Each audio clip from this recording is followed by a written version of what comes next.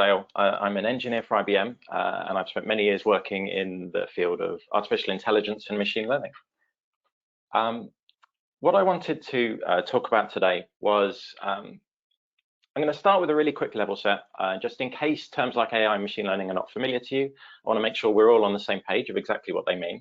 And then I'll briefly introduce you to the tool Machine Learning for Kids that I've been using mostly when I work in the classroom. But then finally, where I want to spend most of my time is show you some of the kinds of lessons that I've worked on and share some of my experiences of what I found has worked well and how I've been able to try and fit some of these topics into broader lesson plans. So let's start off with, like I say, just agreeing on some definitions. So AI, artificial intelligence, this is a really broad umbrella term. It's what we call, it's a way of describing the job that you're getting a computer to do. Anytime you're using a computer to do something that a human would need intelligence to be able to do, we describe that sort of project as AI. But AI doesn't, as a term, doesn't mean anything about how the computer's doing it. It's not a description of a type of technology. It's a description of a type of project, a type of objective.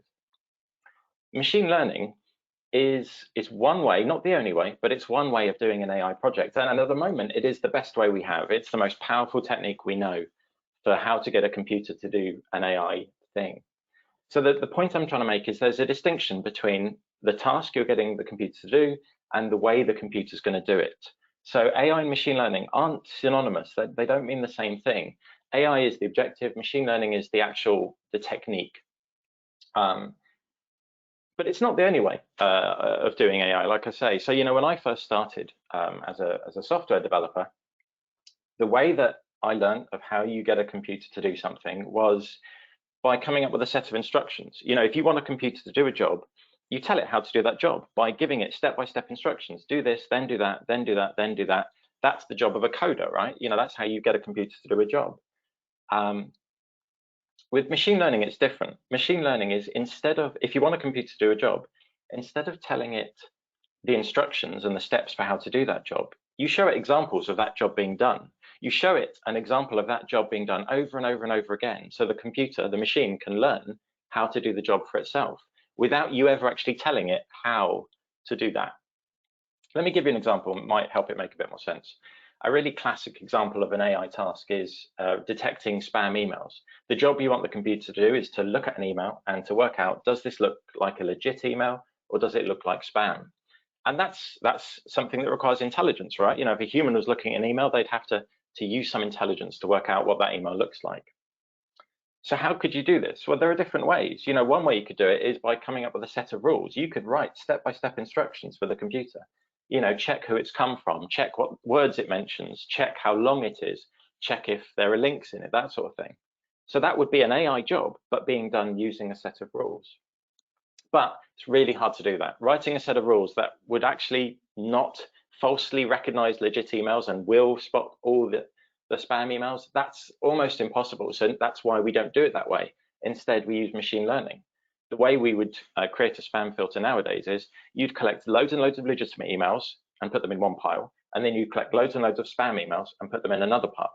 And then you would use those examples to train the computer how to do the job of recognizing a spam email.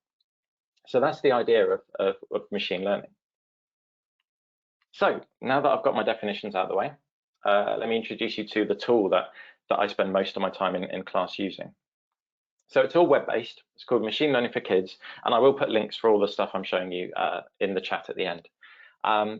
It's project-based. So the first thing a student would do is click on that Add a New Project button that you can see towards the top right. They give their project a name, and then they say what kind of thing they want to train the computer to recognize. Do they want to teach it to recognize text or pictures or sounds or numeric data and so on? Once they've created a project, the tool guides them through the phases of a machine learning project, which is firstly collecting training examples, and I'll show you what that looks like in a sec. Then secondly, using those examples to train a machine learning model. And then finally, once they've got that machine learning model, they can make something with it. So going into that first section of train, what this means is similar to what I was saying with a spam email. You make what we describe as like buckets of examples that we're going to use to train the examples, train the computer. So if we're going to train the computer to recognize if text is going to be something or something else, We just need examples of something and something else. And like I say, this will make more sense when I show you a real example in a moment. Once they've trained the model, that second step, the next thing to do is to make something with it. So they'll click on make, and then they can make something in Scratch or Python for the older students, or App Inventor for a mobile app or something like that. But if you go into any of these, like for example, Scratch, new blocks representing the machine learning model that they've trained are automatically added into the Scratch palette, so they can then use them to make something. So this is sort of extending what they're already used to in tools like Scratch and App Inventor by adding in these new concepts of machine learning, rather than starting again with a totally new tool set from scratch. Oh, I didn't mean that to be a pun. So, like I say, where I want to spend most of my time this afternoon is sharing some of my experiences of talking to school students at both primary and secondary age about AI and machine learning, and what lessons I found worked well. I've identified sort of 8 main topics, 8 main lessons that I think I've learned that I wanted to share with you all. Firstly, I've found, and I've sort of implied this already, but what I found works well is learn by doing. And I'm biased, I'm an engineer. I learn by doing, I learn by making. You know, something makes sense to me when I see it work. Something makes sense to me when I've had a chance to build it. That's when it clicks. But I found that is true in the classroom as well, because it's one thing to explain principles or theory, but actually when I get a chance for students to make their own AI projects, that's when the penny drops, when they start to see how this sort of technology behaves. It stops being abstract then. So for example, a text project. So you go in that top right button, add new label, they click on that and create their first bucket of what they're going to want to train. So in this project, we're going to train, the technical term is a sentiment analysis tool, train something to recognize the use of language in positive and negative text. So we're going to do compliments and insults. So they create a bucket to represent, to hold in a set of examples of compliments, and then do the same for insults. So we're going to train the computer to recognize the use of language in compliments as opposed to insults. And like I say, we're not going to do that by writing rules or by giving the computer instructions on how to do this job. We're going to do it by collecting examples. So they click on the add example button at the bottom, and then they come up with an example of the kindest, nicest compliment they can think of. And then they do that for like 5 or 6 examples is enough to get started. And then they have to go to their insults bucket and then click on the add example button to come up with examples of the meanest, cruelest, nastiest insults they can think of within reason. And the computer is going to be able to use these to learn from these examples how to do the job of recognizing if a new sentence that it hasn't seen before looks like a compliment or an insult. So they go back to the phases of their project. Second phase, they use it to train a model, and then they go into that third step. They're going to make to do something with it. So for all of these examples I'm going to be showing you, I'm focusing on Scratch because that's where I spend most of my time. So I've jumped ahead a bit to save time. What I've got here is a sprite with 3 costumes, and I've started to put some of the code together. And like I say, the blocks to represent their machine learning model automatically added into the palette on the left, so they can quickly get it to look like this. So what this is doing is it's going to get them to type in a new message. It's going to use the machine learning model that they've trained to recognize if that text looks like a compliment or an insult, and then it will switch the costume so the little character reacts based on what they've said. So you can type in something like, "You're a lovely person, we all like you, you're fantastic, you're amazing," and the little character will smile. Or they can type in something mean and cruel, "You're terrible, you're stinky, we hate you," and the character will be sad. Now this is something that a primary school student can comfortably do in a single lesson. This will take 40-45 minutes. 5 or 6 examples in each bucket. As you can see, the script isn't too complicated, but they've started to see how computers can learn to do things, how computers can be taught, how they are able to teach a computer to do something. And like I say, by learning, by making, it stops being abstract. It starts being something they can get their head around. The next thing I've found works well is, as much as possible, to use real-world examples. Because often when I start working with a class, they've got this vision that AI is something sci-fi, AI is future, AI is about robots and spaceships, and it's futuristic. It's helpful to ground it. It's helpful to point out that AI is here, AI is today. So getting them to make projects based on things they're familiar with is really helpful. One I've done really often is getting students to make their own smart assistant, something like a Google Home or an Amazon Alexa. Something that you give it a command and it understands the meaning of your command and then takes some action in response. So the buckets here, the examples we're going to collect are whatever commands you want your device to do. So here I've got a bucket of examples for turning on a fan, a bucket of examples for turning on a light. And again, like I was showing before, the way you train it is by typing in examples of how you would ask a person to do that job. Can you put the fan on? Switch the fan on, please. Turn on the fan now. You don't have to use a fan. You could say, it's really hot in here. Can we get some air in here? That sort of thing. And then do the same for turning on the lamp. Examples of, please, can you turn the lights on? It's too dark in here. I can't see. Can we get some light in here? That sort of thing. That's enough to be able to train a machine learning model that will recognize new ways of phrasing these commands. Once you've trained the model, we're into make. So we're back into Scratch to make our own virtual Alexa, our own virtual smart assistant. So I've jumped ahead again so you can sort of see all the code that's involved here. It will ask them to enter a command. It will use the machine learning model to recognize the intent, the meaning of that command, and then it will do a little animation based on what they've asked. So if you ask it to turn the fan on, you get a little fan animation. If you ask it to turn on the lights, it will animate and turn the light on. But the point of this is, suddenly the Alexa isn't this magic black box. Suddenly they start to understand what went into creating the Alexa or the Google Home or the Siri or whatever it is they're used to, because there's a difference in scale. The real Alexa knows how to understand thousands and thousands of commands, but actually the technique is exactly the same. It's just a difference of scale at that point. So it starts to give them some insight. It helps them to relate what they've done here to what they use day to day. This works even better when it's an AI system that they didn't even realize was an AI system. So recommendations engine is a really good example of that. Getting the students to train a system to give personalized recommendations is a really good insight into how AI is used all around us. So here, what this project is doing is it's taking descriptions of people's hobbies and interests and their likes and recommending, we're training it to recommend what sort of place you might want to go and visit. So what you do with this in Scratch is we make something like this, a virtual app that you give it a description of what kind of things you're interested in. The machine learning model takes that text and uses what it's learned from the examples it's been given to make a recommendation. So you can say, I want to do something exciting and I want a thrill ride, I want adrenaline, that sort of stuff. And it will say, well, you might enjoy the theme park. Or you could ask it, can we do something quiet? I want peace and quiet. I want to be, tranquil.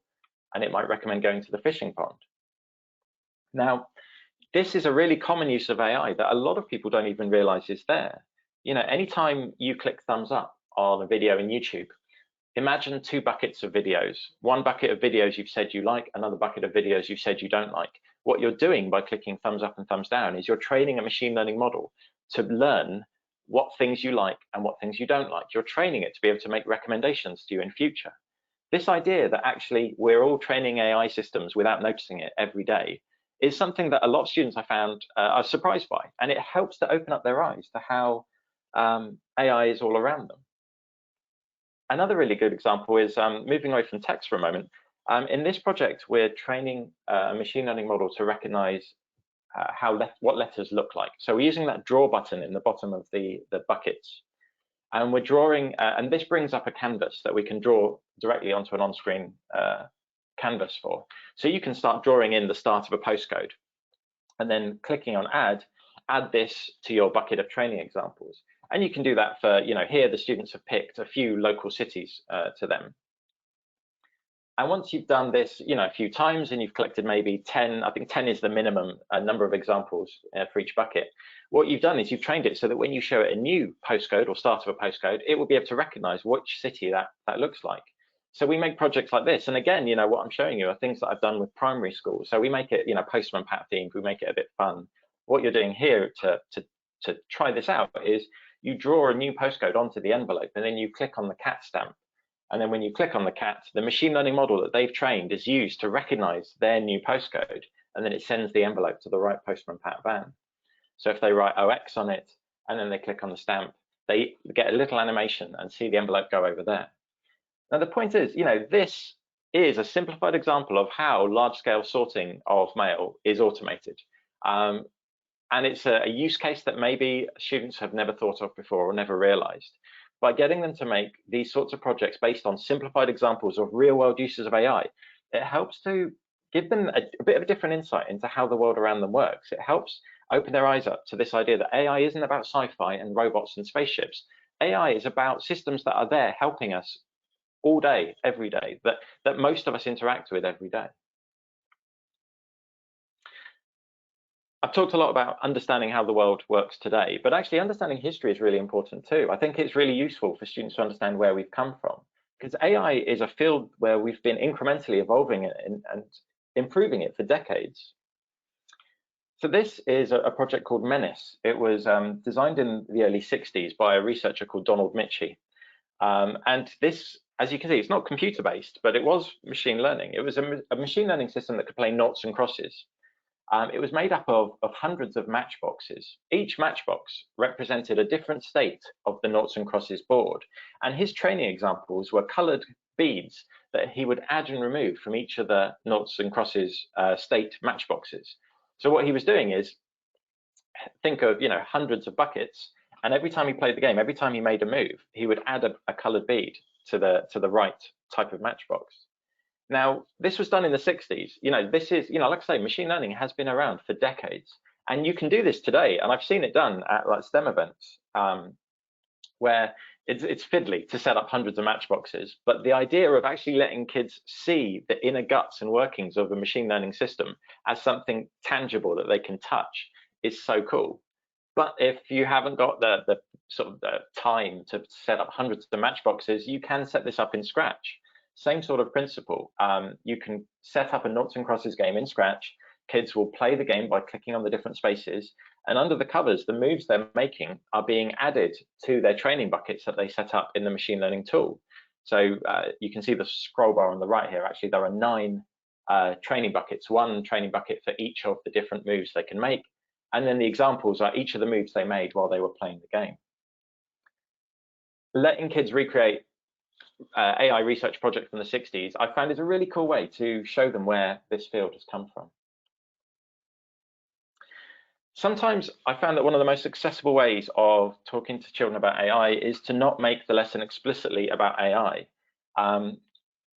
So chatbots I found are a really effective way of doing this. So here what we're doing is we're training what's called a chatbot. We're training an AI system, a machine learning system, to recognize our questions so that it can give us an answer. So here in this project, we're training a chatbot to answer questions about the moon. So they came up with 4 different things that they thought someone might want to ask about the moon. And they collected examples of how you might ask each of the questions. So, someone might ask how big the moon is. So they came up with 5 ways of asking how big is the moon? What's the radius of the moon? What's the diameter of the moon? How big is it? That sort of thing. And then they put their research, they put their answers to these questions into their Scratch script. So what they've got here is something that you can ask it a question and phrase that question any way you like.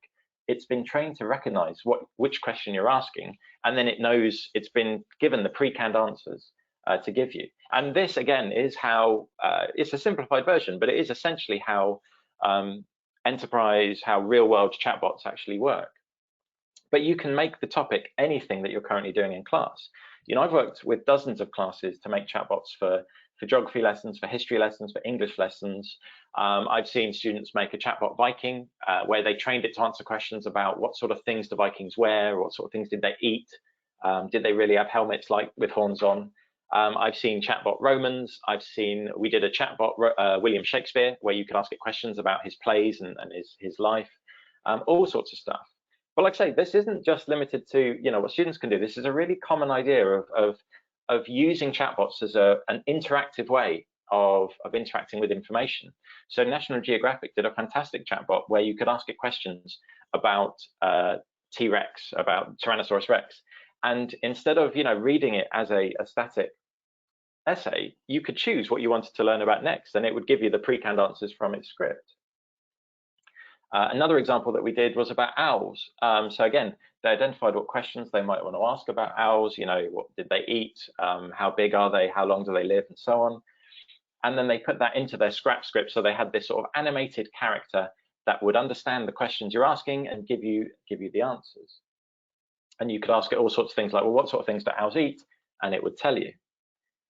Think of the times where you've got a class to research on a topic, and maybe you ask them to present their research by making a poster, or by giving a presentation, or by writing an essay.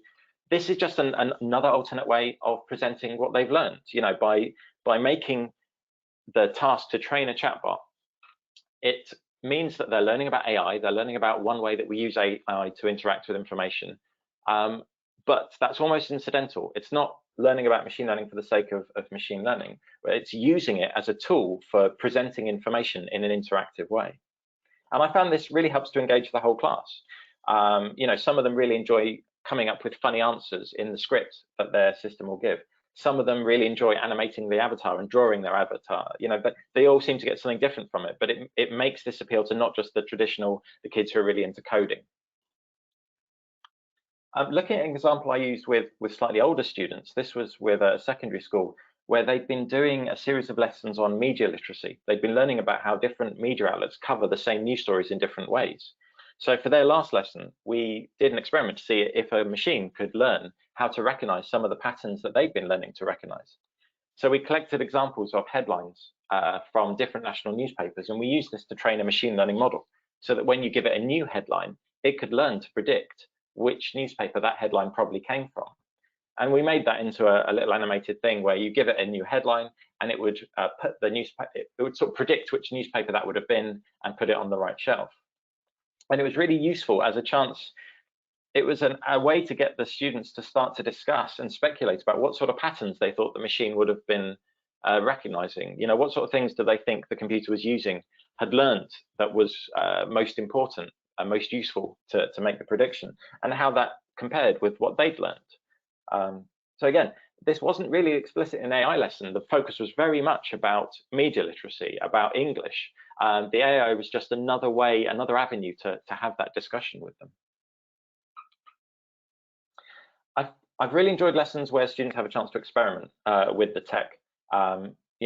As hopefully you're starting to get a feel for, as a tool, it's the machine learning for kids, or actually more broadly, AI machine learning tools in general, are becoming much easier to use. They're not just they're tools for PhDs with a deep background in machine learning. They are very much sandboxes that enable you to experiment and explore. So it means you can learn for yourselves how this tech behaves. So in this, I found that games are a really good way of experimenting and exploring. So Pac-Man is one that I've done a few times and I really like. So here they're going to train a machine learning model to play Pac-Man, to know when to go up, when to go down, when to go left, when to go right. So to do this, they need examples of playing the game that they can use to train the computer to play the game. So we set up a simplified version of Pac-Man, and as you can see from the script here, they're in control. They press the arrow keys to go up, down, left, or right. But every time they press the arrow key, the move that they've made is added to the training buckets. And it's a bit hard to see because it's a bit cropped off here, but what gets added into the training bucket are 4 numbers: the XY coordinates for the ghost and the XY coordinates for Pac-Man. So after they've played the game for a little while, their training buckets all look like this. So if you look at this top left example, when the ghost was at 5-4 and they were at 1-3, they pressed the up arrow because they thought the best thing to do was go up. That's an example that they use to train their machine learning system. Do this enough times, and then they can actually let the machine learning model take control of Pac-Man, and they don't have to press the arrow keys at all. They've taught the computer how to play this game. And the cool thing is they start to see patterns. For example, initially they'll find that they'll do a short number of moves, like 5 or so moves, and Pac-Man's rubbish. It'll get caught really, really quickly. So they go back and do a bit more training. They play the game a little bit longer, and then they train a new model and then let that run. And actually that does a little better. That avoids the ghost a little bit longer, but then gets caught. So then they go back and play loads more. They collect loads more training examples, and then they let that take charge. And then they see it can avoid the ghost forever. And what they're learning, what they're able to reason about for themselves, is this idea that there's a really strong correlation between the amount of training examples and the accuracy of a machine learning system. The more examples you give it, the better it gets at doing the job. And that's a really powerful thing for them to start to learn and discover for themselves. Another example, going back to images, this is rock, paper, scissors. We train a computer to play the game rock, paper, scissors, and we use that webcam button in the buckets to do that. So you press the webcam button and you hold your hand up to the webcam, and you take pictures of rock and scissors and paper and so on.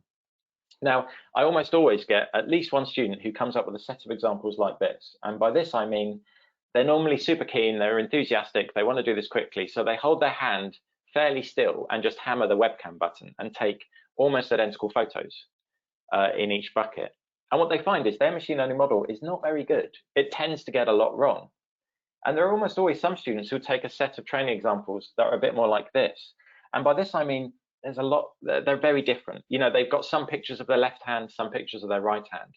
For some pictures, they had their hand really close to the webcam and it looked really big. And for some, it was further away and it looked a bit smaller.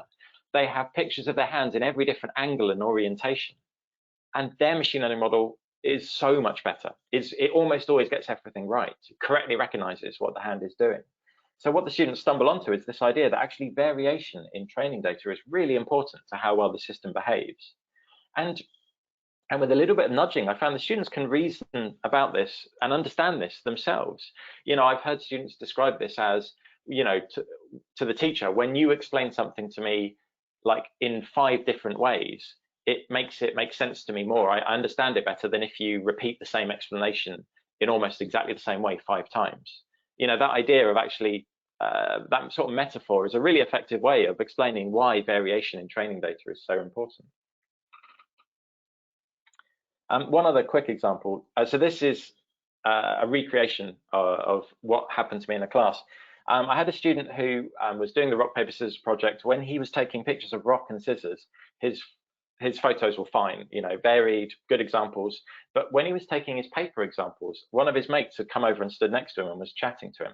And his mate was in the photo for all of his paper training examples. And what he didn't realize is he'd trained a machine learning model to recognize that a hand means rock or scissors, depending on the shape. And a hand and a person means paper. And he didn't notice this until when he was in Scratch making his rock, paper, scissors game. And every time his teacher or me would stand next to him, the computer would think he was doing paper because he trained it to think a hand and a person meant paper. And this was a fluke and it hasn't happened again since. But what I loved about this was, because we showed this to the rest of the class, it was a really interesting lesson that computers will learn from patterns in the training examples you give it, but it won't necessarily learn from patterns that you'd thought you'd planned for it to, or that you'd even realized. And that's a really important real world lesson in how these technologies behave. And actually more generally, that idea of letting the students see the limitations of the technology by showing them things going wrong is really useful. So you can actually explicitly get the students to do it like this. So for example, one of the things you can do for collecting training examples is just open a second browser window and drag pictures out of that window and drop it into the training bucket. So you can really quickly come up with a training set to train it to recognize pictures of things. So here we're training it to recognize pictures of apples as opposed to pictures of tomatoes. And then we test it by giving it a bunch of new test photos and getting it to sort them out into 2 separate piles. And because in my training examples, all the apples were green and all the tomatoes were red, they noticed that actually all the green tomato, not all, but quite a lot of the green tomatoes got put into the pile of apples, and quite a lot of the red apples ended up getting put into the pile of tomatoes. What they trained it to recognize was that green things are normally apples and that red things are normally tomatoes. This idea that actually computers learn from patterns in what you give it, but it won't necessarily be the pattern you've planned for it to learn, that's a really useful insight for students to get. That idea of letting students understand how the world around them works is really important, and because that is really what motivates me to do a lot of these sorts of lessons. It's not about getting students to understand how this tech works for the sake of understanding this tech. It's about helping them to understand discussions in society. Let me explain what I mean. Going back to the Alexa example, someone might test your project and ask it a question that it gets wrong. You know, maybe you've trained it to recognize fan and lamp commands, and then someone asks it, activate the spinny thing, and that it gets wrong. Because activate the spinny thing is so different from anything you trained it it wasn't able to correctly recognize that command.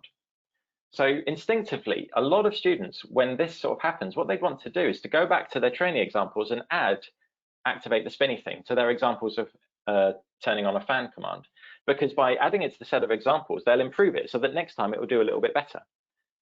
That is a really common and sensible instinct to have, but it's a useful insight, because this is in the real world how we do things. When we do real world AI systems, a key part of putting a machine learning system into production is a plan for how you're going to collect examples of all the things it gets wrong, so that someone can then review those examples and add it to the training data so that your machine learning system can do better tomorrow than it did today, and better in a week than it did today, and better in 6 months than it does today. That insight helps because it's not an insight that's commonly shared in society. You know, when I see news stories talking about Amazon are listening to people using Alexa and Echo, Amazon are listening to what you tell Alexa, there are humans reviewing audio clips of what you say to Alexa, this doesn't surprise me. Of course there are. You know, this is how machine learning projects work. But students, people in general, don't often realize that. I think what is useful is it gives them an insight so that when they see stories like this, they understand the technical reasons of where this sort of stuff comes from. And absolutely, I'm not trying to persuade students that actually this is fine. I think it's really helpful to have a discussion with students about, is this sort of thing appropriate? Is it right? Students will still sometimes say they understand why they're doing this, but actually they still think it's wrong. They still don't think it's happy. And I think that's absolutely fine. And I think it's helpful to encourage students to have that sort of discussion, but it's about enabling them to have the insight, to have that critical discussion, as opposed to just seeing it as a knee-jerk thing of listening is bad, Amazon is bad. I think enabling them to understand why this is happening and to look out for where this is happening in all the machine learning systems they interact with day to day is really, really useful. Another example is a few years ago, there was a lot of coverage about this project done by MIT called Norman. This idea of a psychopathic AI. What they did is they trained an image recognition system to recognize pictures based on a very specific training set. What they did is they trained it to recognize what's in a picture, and all of their training images came from horror movies. What they did is they trained it to recognize a bunch of different types of things that you would find in a horror film. So then when they showed it these Rorschach ink blot sort of images, the only thing they trained it to be able to recognize was scenes from horror films. So that was all it knew how to recognize. The media coverage of this was really interesting. I saw so many articles talking about how this was an AI that had been disturbed, a machine learning system that had been sort of scarred in some way. It had been turned into a psychopath by being forced to watch all these horror films. I find it's an interesting discussion to get into. Now, let's remove the horror element from it because, you know, not appropriate for a classroom, but you can get the same principle across. Train 2 different machine learning models. This first one, train it with examples of fruit. Here's a bunch of plums, a bunch of bananas, a bunch of pears. And then you train a second separate machine learning model to recognize different types of creatures, fish, insects, birds, or whatever. You can pick 2 totally different topics that you like. And then we can recreate that MIT project in Scratch. And we use the same Rorschach ink blot test images that they did. Show the same picture to 2 different machine learning models, and then see how it will give 2 different answers, because of course it would. Each one has been trained using to recognize different sort of things. Being able to make this for yourself gives you some insight into how projects like Norman, what they mean, what they're telling us. And I've had discussions with even primary school students that were so much more nuanced and insightful than what I saw in the media coverage about the original MIT project. Finally, that idea of enabling a discussion with the students, that is what motivates me to do this stuff. That's my favorite part of these lessons, because that's the really useful bit. So going back to what I was saying before about this idea of making a recommendations engine, this is a really useful thing to do. You know, get a student to make a recommendations thing that recommends where someone might want to visit. But if you've got time, get them to take it a bit further. So what I did with one class was have 2 similar sort of places. Here I've got a theme park and a fun fair, but we've added loads more examples into the fun fair bucket than in the theme park bucket. And then see what that means for the recommendations engine.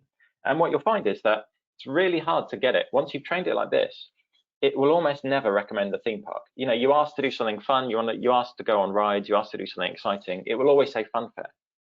And then sort of prompt the students, well, why is that? Why isn't it recommending the theme park? Why is it always recommending the fun fair? Most of them will tend to get it instinctively. This idea that, well, if you give it lots more examples in one bucket, it will learn that that is normally the right answer. It will learn that fun fair is more often the right answer than theme park. This is a really important idea. And often I find it's quite a penny dropping moment for a lot of students. This idea that the answers, they often come at this with this preconception that good code, good algorithms, clever code will give the right answers, and bad code and bad algorithms will give the wrong answers. But actually, this idea that the person who trains the model and the examples they choose to give it has such a much more important impact on the answers the system will give. The idea that the person who's training the system can really strongly influence and skew and bias the answers that their system gives, that's really important. Because when you take it away from this holiday idea, when you start discussing this idea that actually machine learning systems are being trained to recommend treatments, actually this starts to get really interesting. And the ethics of, well, actually, what does this mean for, you know, as these systems are being used in real world uses, what does this mean for the trust that we have to have in the people who collect the training data and the biases that they will impart into the system as a result? Another really good example is Survival of the Best Fit, which is a project from Mozilla. And it's a simulation where you're training a machine learning model to make hiring recommendations based on CVs. And again, it shows you how you can train it to have biases you don't really realize. And it enables a really useful discussion with students about how this stuff should be controlled and regulated. And as this tech is being used more and more for things that are going to impact our daily lives, what sort of oversight we feel that it needs. The point I'm making is the reason why I think we should be teaching machine learning in the classroom, why we should be doing all the sorts of projects I've been showing you, isn't because I think everyone in the class needs to know how to create an AI system. I mean, it's great if some of them do enjoy it. It's great if some of them get into it, because I do want, you know, I do need the next generation of AI and machine learning developers to start getting the spark today. But more than that, we need the next generation of managers and directors who are going to be deciding how and when and where it's appropriate to apply AI technologies. We need to prepare the next generation of policymakers and legislators who are going to be making sure that AI is used appropriately, that it's used fairly, that there's the right sort of oversight. We need to be able to prepare society to engage in an informed debate about how AI is used. And I think that needs to start in the classroom. And this is what motivates me, and that's what I love about bringing these sorts of topics into the classroom. It enables kids to get some insight into how the world around them works. It opens their eyes to how AI is already here today, how it already affects them today, and starts to get them thinking about what they think about that. It gets them doing that sort of critical thinking about how this stuff should be used. So that is pretty much what I wanted to cover. To sum up, I found the best way of introducing AI is by allowing students to make their own machine learning projects. That first-hand experience they get is so much more effective than just telling them about it. I found getting them to recreate simple examples of real-world projects is really effective at opening their eyes to how AI affects them today. I liked to dispel the myth that AI is just futuristic sci-fi by giving them some insight into the decades of history that have got us to where we are today. I really like introducing these technologies as a way of interacting with information, not just explaining AI for the sake of AI. I really love giving students the chance to experiment. I think letting them see how things go wrong is really effective at teaching them the limitations of these technologies. And finally, like I say, I think it's helpful to engage them in debate about how this stuff is used, how it's applied, getting them to think critically about the impact AI is having on our world. So that is what I wanted to cover. What is AI? What is machine learning? I wanted to introduce you to some of the tools I've used and some of the experiences I've had in the classroom. I'll put all of these links in the chat, but all of these tools that I've shown are free to use in the classroom. So I would encourage you to give them a try. Thank you very much for listening. Thank you very much, Dale. That was absolutely fantastic. There's a lot of positivity in the question window at the moment. People really have enjoyed that. I've got a few questions to send your way, if that's all right. Yeah. I've got one here. It says, I have students that are big on making massive programs in Key Stage 3 and 4. Is machine learning an expensive process to carry out on PCs using Python? And they refer to that being as performance-wise. For example, the school computers can be quite slow sometimes. So no, short answer, it shouldn't be.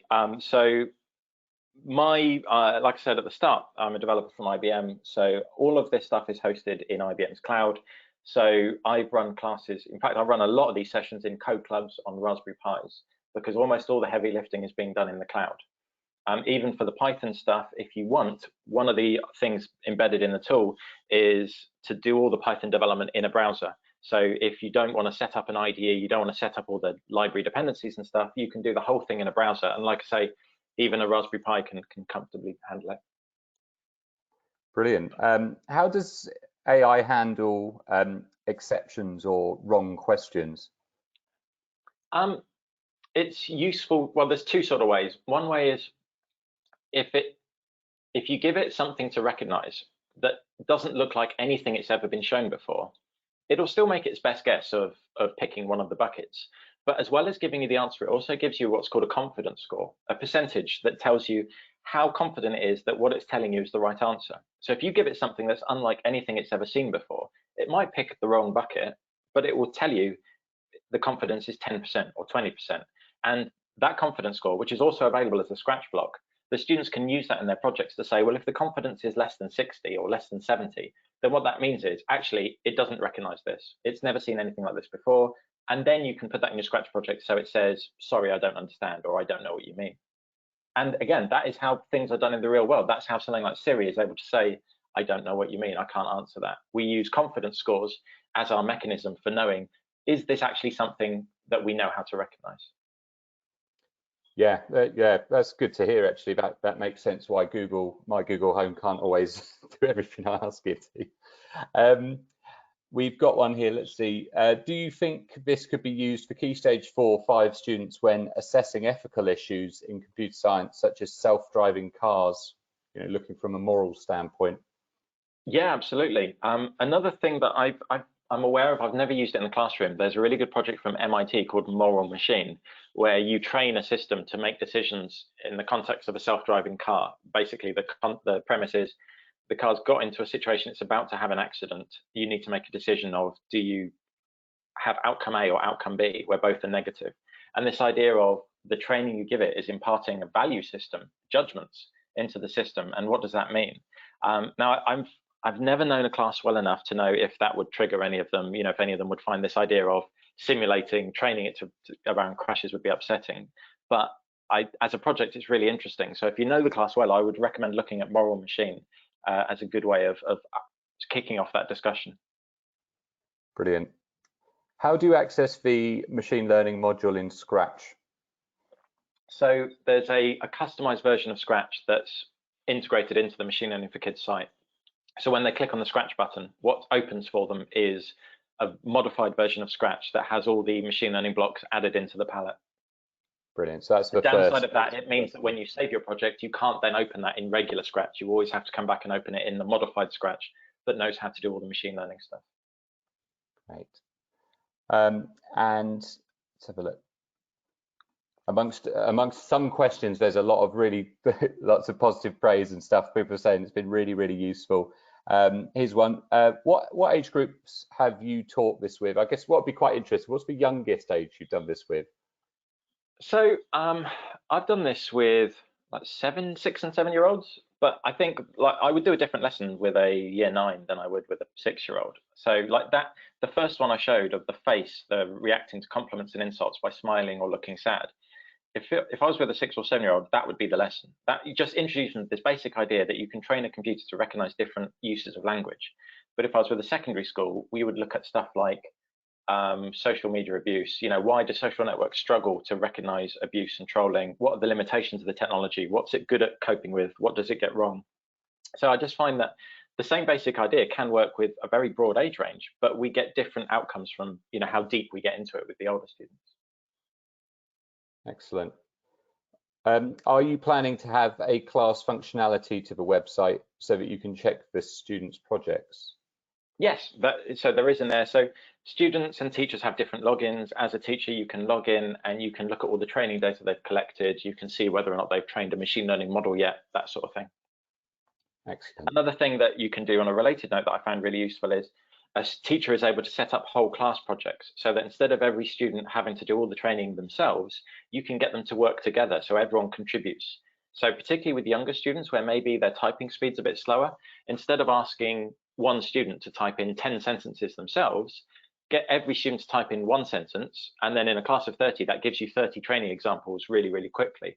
So that idea of a teacher being able to set up oversight and shared stuff, I found actually enables some really interesting projects.